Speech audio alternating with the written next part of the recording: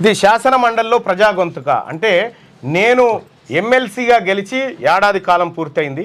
ఈ ఏడాది కాలంలో నేను ఈ ప్రజల కోసం ఏం మాట్లాడినా, ఈ ప్రజల పక్షాన ఎట్లా ప్రశ్నించినా, ఈ ప్రభుత్వం ముందు ఏ అంశాలు పెట్టినా అనేటువంటి అంశాలన్నీ కూడా ఈ శాసన మండలిలో ప్రజా గొంతుక అనేటువంటి పుస్తకం ద్వారా మీ ముందుకు తీసుకొస్తా ఉన్నా.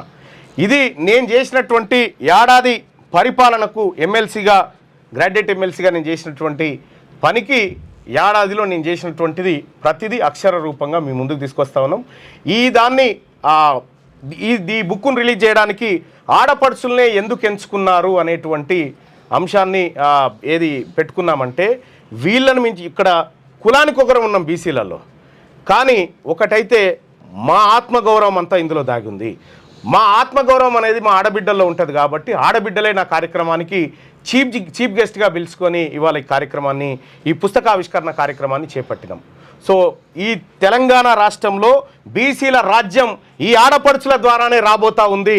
రేపు 33% రిజర్వేషన్ మహిళలకు వస్తూ ఉంటే అందులో బీసీ మహిళలకు రిజర్వేషన్ లేకుండా అడ్డుకున్నటువంటి అగ్రవర్ణాలు ఎవరైతే ఉన్నారో మా ఆడబిడ్డలకు అందులో రిజర్వేషన్ లేదు 33% కోటాలో. మీకు ఆ పరిస్థితి తీసుకొస్తాం.